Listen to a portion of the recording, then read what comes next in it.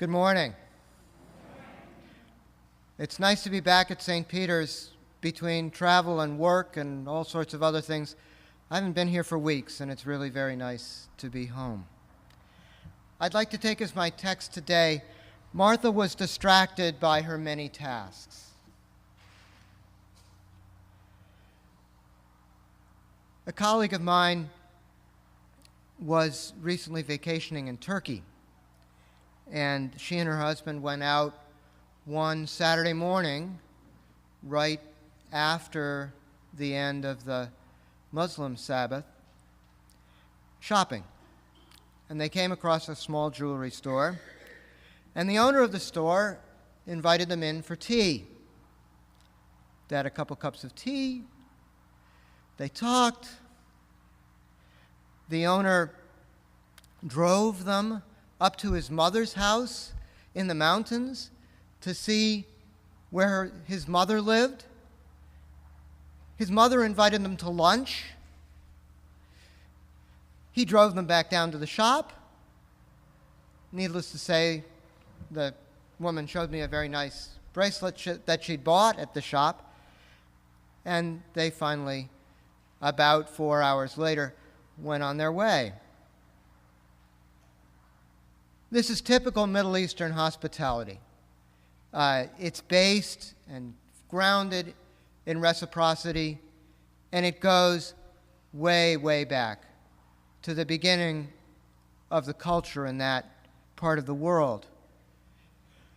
And it's rooted in the fact that if you were traveling, you really needed the people who you came across when you were a stranger to take you in, to look after you, to give you food for your journey before you moved on, because there might not be anything, no gas station for the next 100 miles.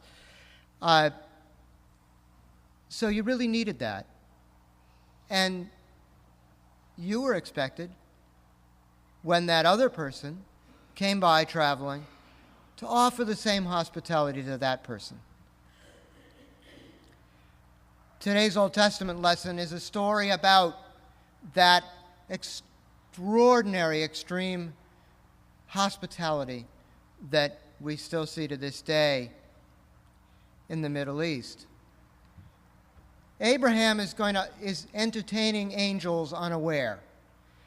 The story of Genesis tells us that the Lord appeared to Abraham.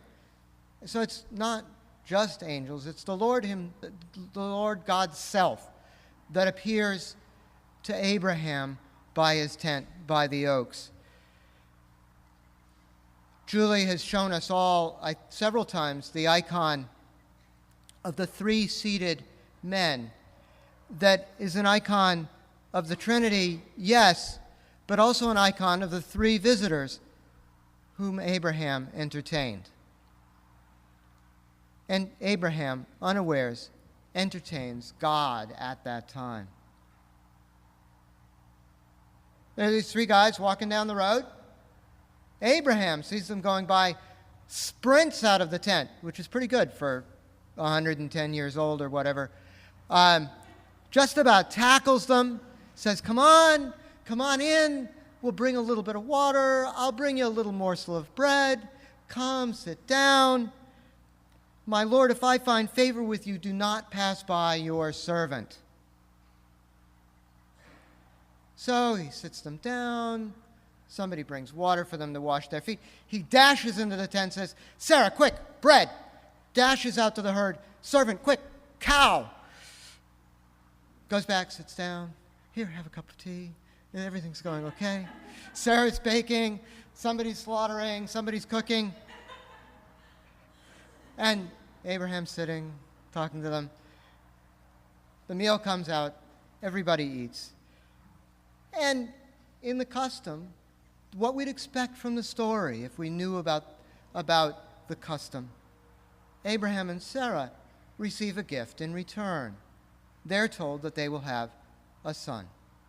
And that son will be the basis of the entire tribe and people of Israel.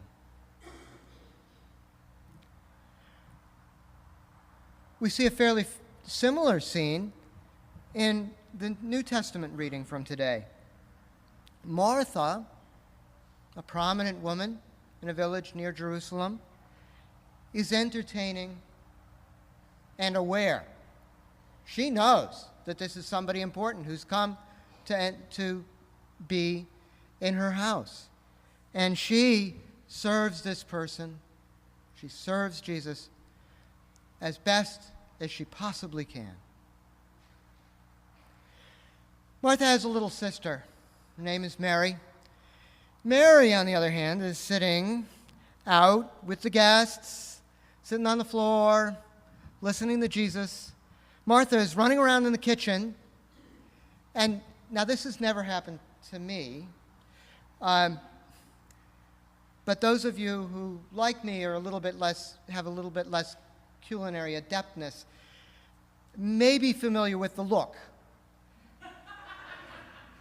That's the look when you're like Abraham, sitting out with your guests, entertaining, telling them stories, keeping them comfortable. Your significant other, your sister, your Sarah, pokes her head out of the kitchen, and you get the look. The look says, the bread's on fire, the tea overflowed, there's a servant out there running around chasing a cow. Ishmael fell in the oasis while he was trying to get water, and I don't think that's the camel's nose that came in under the tent. And you are sitting out there under the oak. Martha really kind of feels the same way. She goes straight to the top. She goes straight to her guest and says, Lord, do you not care that my sister has left me to do all the work by myself? Tell her then to help me.